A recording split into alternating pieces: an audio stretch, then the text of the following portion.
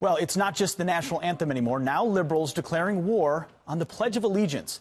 In the Washington Post, Bates College professor Christopher Petrilla claims that, quote, while the language contained in the pledge is not overtly nativist or xenophobic, the spirit that animated its creation was steeped in bigotry. He goes on to argue that its origins are in nativism and white nationalism. Here now to discuss is former professor of political science and law at Vanderbilt University, Carol Swain. Professor, thank you very much for joining us this morning. So we've seen assaults, whether it's the national anthem, the flag, now it is the Pledge of Allegiance said in so many of our schools. On what basis is he making this claim that it's racist or xenophobic?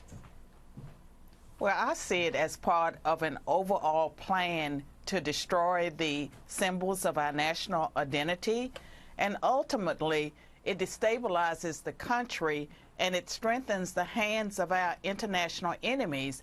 I don't see any good that can come from constantly attacking our monuments and those things that make us, who we are, those symbols of our national identity. Those are important, not just for us, but also for newcomers that come to this nation to join us. Professor, you say that the use of grievances of racial and ethnic minorities is a classic tactic of the left, but not even just the left, of communists, that this movement is steeped in using racial identity.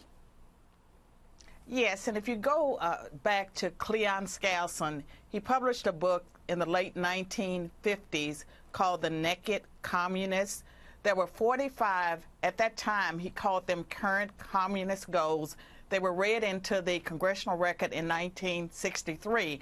Most of those have been accomplished, and they included using the grievances of racial and ethnic minorities as a way, to advance the communist goals.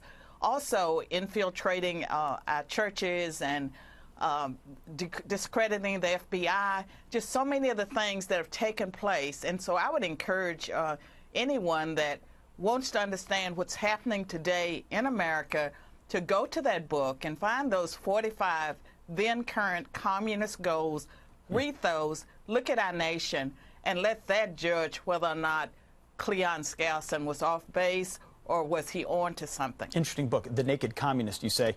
I'm sure some folks will be looking that up for the first time. You say, in addition to the flag and the pledge, that Christianity, that faith is ultimately something they're going after as well.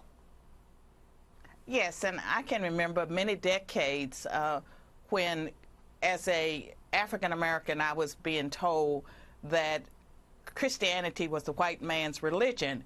And many of the people that I know who have abandoned Christianity for Islam, it was the white man's religion.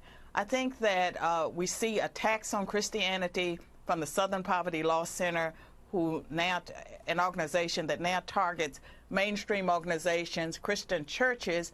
I think that's where they're ultimately going. And if that is the next step, we will all be losers, especially black people in America and those people that, have been steeped in our Judeo-Christian traditions. That's what's really under attack. And anything that makes our nation exceptional, it seems to me that our international enemies, they want to destroy America. They're using our own people to do it from within. That's such a great point, a poignant one. We're all in this together as Americans. We should be fighting back against ideologies seeking to divide us. Professor Carol Swain, thank you very much for your knowledge this morning. Thank you.